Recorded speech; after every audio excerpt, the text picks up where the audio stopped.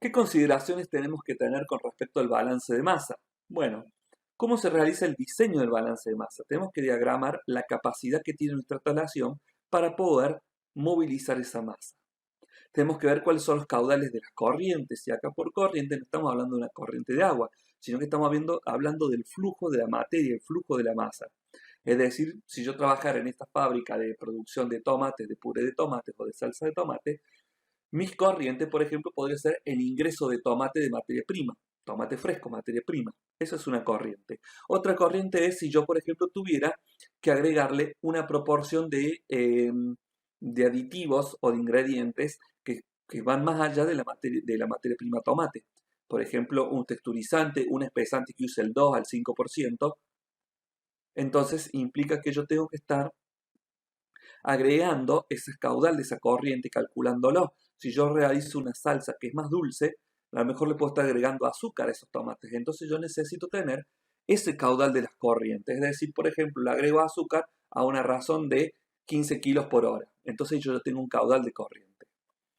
Tengo que evaluar cómo es la composición de esas corrientes, de qué están hechos, cuáles son las distintas materias primas que están ingresando a esas corrientes y otras relaciones o restricciones que pueden llegar a tener las corrientes, que a lo mejor pueden llegar a surgir, pero si nosotros evaluamos las corrientes prioritarias, no tendríamos que tener ningún tipo de dificultad, porque generalmente las otras relaciones o restricciones son más pequeñas. Entonces, ¿qué es lo que nosotros vamos a poder evaluar de este diseño del balance de masa? Y vamos a ver la cantidad de productos a fabricar en una nueva línea, por ejemplo. Ahora lo que nosotros tenemos que resolver, si tenemos una nueva línea de proceso como el que mostramos ahí, es resolver de manera global, o sea, cuántos tomates yo tengo que poner para ver cuántos productos yo tengo que salir al final. Después en el medio tengo que ver cómo sufren las transformaciones de masa. Entonces lo ideal sería hacer un balance secuencial por operación. En lo primero es el recipiente donde tiene el tomate, entonces puedo saber el caudal que recibe ese recipiente y el caudal al cual le entrega.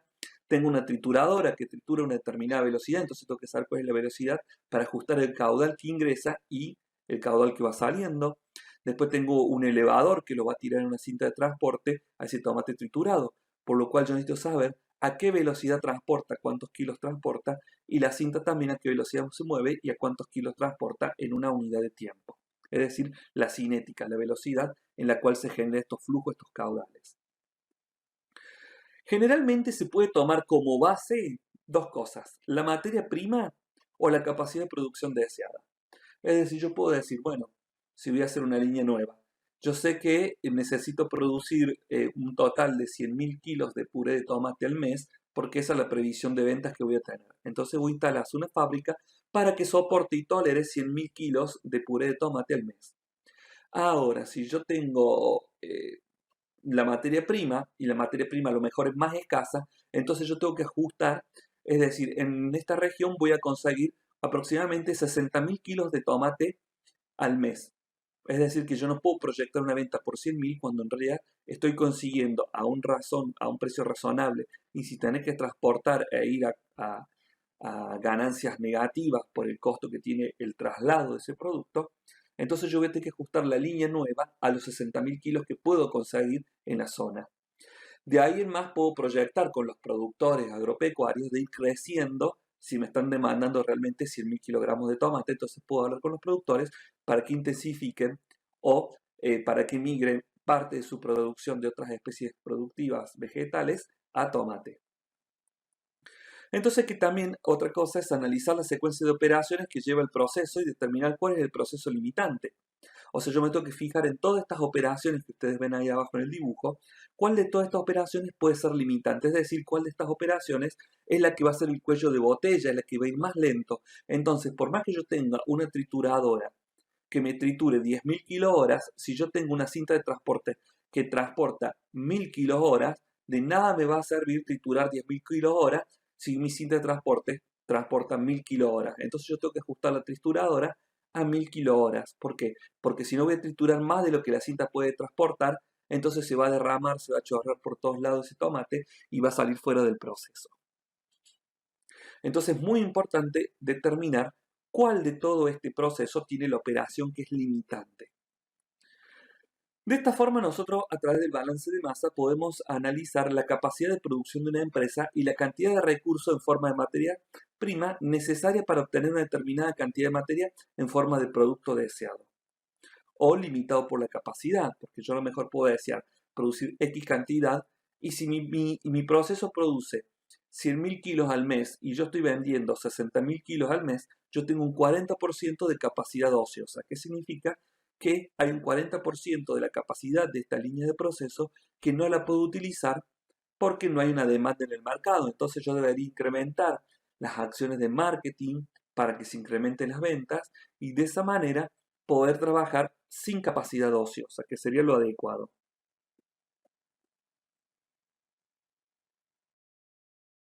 ¿Cuáles son las secuencias a considerar en un balance de masa? Primero tenemos que identificar los datos de masa y composición de la corriente sistema. Es decir, si voy a hacer puré de tomate, tengo que identificar cuáles son las masas que van a ingresar, cuáles van a ser las corrientes del sistema. Materia prima, qué ingredientes voy a utilizar, cuáles envases los voy a colocar. Entonces voy identificando la masa de todo esto. ¿Por qué? Porque yo después del sistema yo voy a sacar lo mejor, el puré de tomate más el peso del envase. Entonces yo lo mejor peso eso. Y yo voy a calcular la cantidad de materia prima que incorpore más el peso del envase que va a estar ingresando al sistema. Como no sufre muchas modificaciones el envase, no voy a tener un problema real en el proceso. Pero es parte de las corrientes de masa que ocurren en el sistema.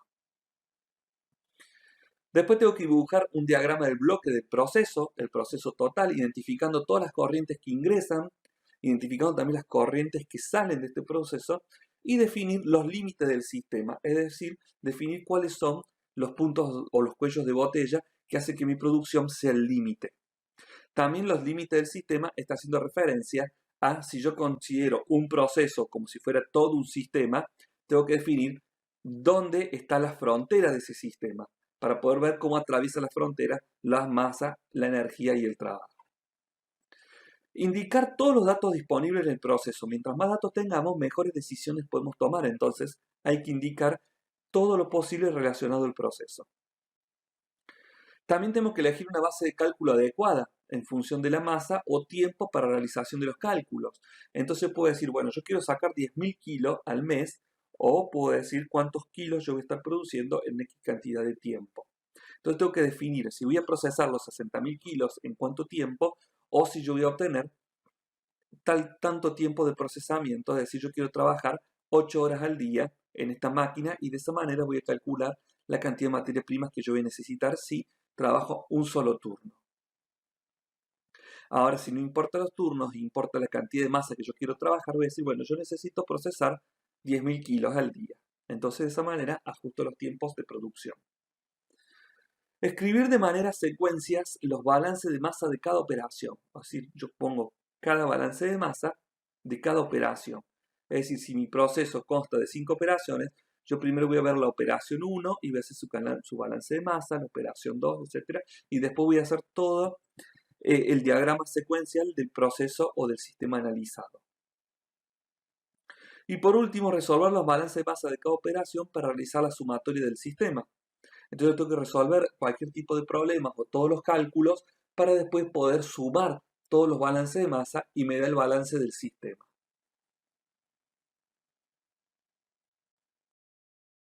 Acá, por ejemplo, tenemos un ejercicio o un ejemplo de lo que es un balance de masa en donde yo tengo que desecar unas papas porque voy a hacer tipo snack o papas un poco deshidratadas para comercializar.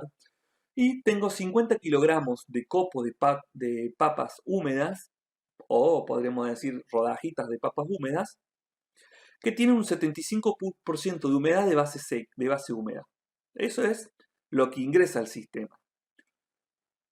Junto con eso, para desecar, para quitarle masa, para quitarle humedad, acuérdense que cuando nosotros quitamos agua, estamos quitando masa del alimento, está ingresando un aire que tiene 0,08 kilogramos de agua por cada kilogramo de aire seco, y yo le insuflo 100 kilogramos en la hora, que es suficiente para hacer correr esos 50 kilos de papas que pasan por este desecador en una hora. Y yo le estoy insuflando 100 kilogramos de aire que tiene esa cantidad de agua el aire. ¿Qué me está saliendo de acá?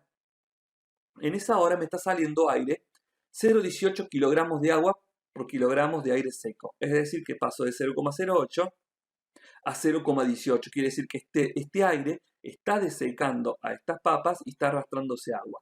¿Cuánta? Bueno, eso es un cálculo de balance. ¿Cuánta agua arrastró? Y después el doctor nos pregunta, ¿cuál es el contenido de humedad del producto? Si yo sé que metí 50 kilos con el 75% de humedad y le mandé una corriente de aire seco de 0,08 kilogramos y fueron 100 kilos que pasaron esa hora, yo retiré este aire que salía tenía una cantidad de agua de 0,18 kilogramos por cada kilogramo de aire seco, por lo cual yo puedo calcular cuánta masa de agua está arrastrando este aire seco en los 100 kilogramos que ingresaron, para después saber cuánta humedad ha perdido esta papa, porque esa humedad que está sacando el aire de salida proviene de la humedad que está perdiendo la papa. Y de esa forma yo puedo calcular cuál es el contenido de humedad del producto.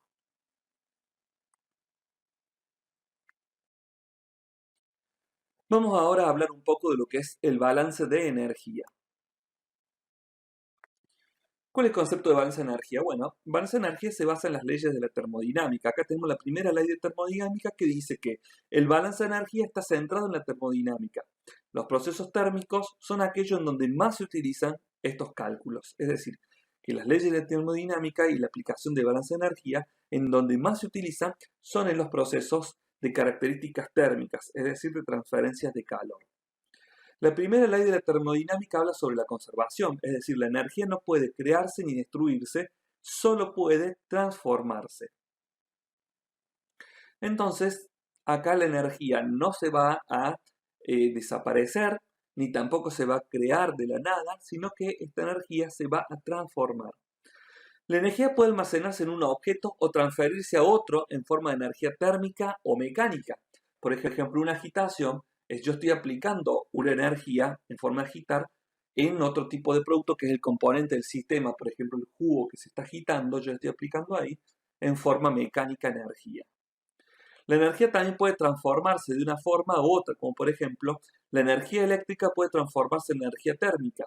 ¿Cuándo? Cuando tenemos un calentador eléctrico. Como ustedes ven una estufa, estas estufas de vela, estas estufas eléctricas, yo estoy transformando energía eléctrica en energía térmica. ¿Por qué? Porque cuando yo acerco la mano, eso me está brindando calor. Eso es energía térmica. Pasé de energía eléctrica que no me brinda calor a energía térmica, a otra forma se transformó que sí me brinda calor. Y acá un detalle que habíamos comentado cuando veíamos los conceptos de balance más energía, es que las pérdidas de energía que nosotros contemplamos como pérdida de energía en un sistema en realidad es la conversión en un tipo de energía que no lo utilizamos directamente. Por ejemplo, yo tengo el horno de cocción de mi casa y en ese horno cuando lo enciendo y voy a cocinar una pizza, un pollo, una torta, un panificado, yo cuando apoyo mi mano cerca de ese horno o lo apoyo sobre la puerta o sobre el lateral del horno, yo lo voy a sentir caliente. Entonces ahí estoy perdiendo energía porque se están yendo, yo quiero que esté concentrada toda esa energía para calentar el alimento, para cocinarlo, pero no, se está yendo hacia el exterior, se está yendo fuera del horno. Entonces eso es una pérdida de energía. En realidad me está dando una energía térmica, pero yo no la necesito, no la utilizo fuera del sistema, la necesito dentro del sistema. Entonces, mientras el horno más aislado sea, menos transfiere calor fuera, más calor va a dejar ahí y yo puedo cocinar con un fuego medio, lo puedo cocinar con un fuego mínimo. ¿Por qué? Porque la energía no se está yendo, está quedando dentro. ¿Debido a qué? Debido a que el sistema es cada vez más aislado o tiene un aislamiento mejor. Acá tenemos, por ejemplo, una imagen de W, que viene a ser el trabajo que está ingresando el sistema, y de Q, que es el calor que está ingresando el sistema. Entonces la energía nosotros la vamos a evidenciar fundamentalmente en forma de calor y en forma de trabajo. W, trabajo, Q, calor. ¿Y qué puede salir también del sistema? Puede salir trabajo si está haciendo movimiento este sistema, puede ejercer una presión, un desplazamiento de un émbolo, entonces estoy haciendo un trabajo. O puede también perder calor este sistema si está más frío fuera del sistema de lo que el sistema está. Es decir, el sistema está más caliente que el exterior.